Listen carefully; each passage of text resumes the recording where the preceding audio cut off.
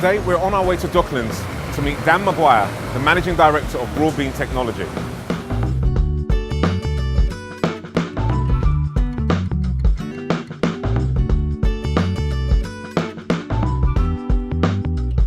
Broadbean Technology is a dynamic company providing targeted recruitment advertising software. Formed in 2002, they boast an enviable client base of global recruitment companies. In 2008, Broadbean was sold to Daily Mail and General Trust.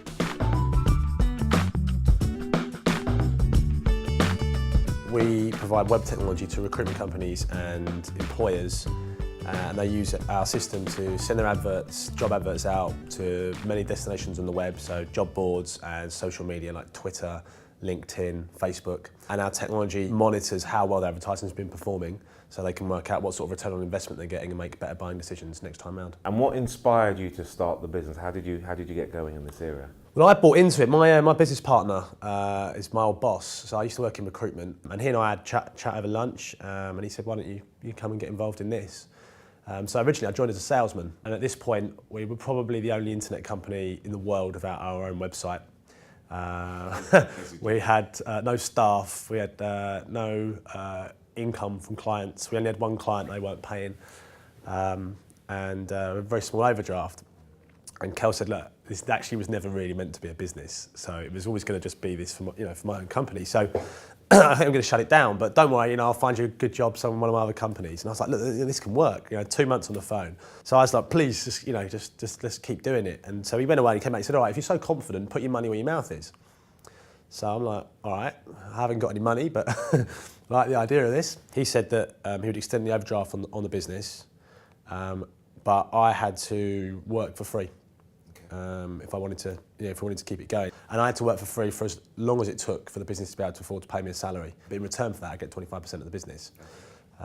So I went to the bank, got a loan, and went from there. What were your kind of feelings as you were going through that? You had no money, you've obviously not getting a salary, but you wanted to build a business. What was it that kept you going? There was certainly an element of not having that much to lose. Some of the decisions I made, it's not that they seem reckless, but they seem pretty ballsy. I think at that age, you have this fearlessness. If I knew what I know now, some of the decisions I made would have been much bigger decisions. Fast forward a couple of years now, you've got your stake in the company's actually working now, and you've sold the company. We finally did the deal in October 2008, and I got involved October 2002. So how much did you sell it for? It's an undisclosed sum. Okay, all right. Well, I like that answer. I'm not going to probe any further. So my thing is, how did you end up valuing your business, and what advice would you give to the pioneers about the value of their business? All companies have different ways of valuing it, but it depends very much whether the company's buying you purely for your revenue or if there's strategic value in them buying it. Part of the deal when we were bought was that we would be acquired by DMGT, we would take over, we would kind of absorb our competitor into our business. To bring the two businesses together, we're able to take out one of our key competitors, we're able to reduce the costs in the two businesses. So for us, there was strategic value. Ours was done on a combination of multiples on revenue and multiples on profit. Was an exit strategy something that you had in your mind from the beginning? I remember at the time having a number in my mind, which I thought was an absolute fortune. When I was kind of 21, 22, thinking if someone offered me that, I'd definitely take it. And then as you kind of grow the business, you realise if you wanted to retire at 25, 30 years old, you need a hell of a lot of money to live the life you've probably become accustomed to forever. And the truth be told, if you love business, you're never going to retire. Yeah. You're certainly not going to retire at 30 years old. What lessons have you learned as a result of selling the business? I said just after we did the deal actually, and I maintain this now, that acquisition process taught me more about business in a 9-month period than I'd learned in the previous 6 years.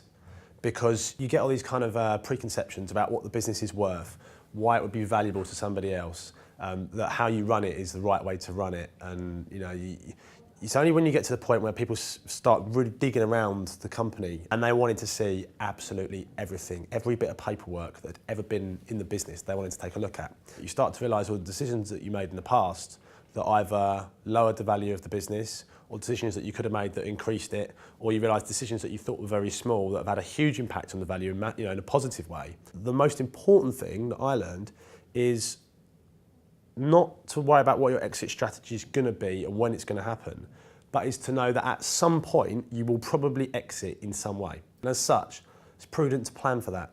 And that means, and this is what we realised at the time of the deal when our lawyers were saying their lawyers want to see this and this and this, and we were going, well, where would that be? We had one bit of paperwork from a guy that used to work for us, a technical guy, where he had signed this letter saying that he had no right to the intellectual property. If a technical company or an individual builds something for you, unless it's expressly written in your contract with them, they can claim rights to the intellectual property and say it's theirs, which will destroy the value of the business, because in a technology company, the value's in the IP. And so DMGC said, well, that's fine. If you can't find it, we can still do the deal.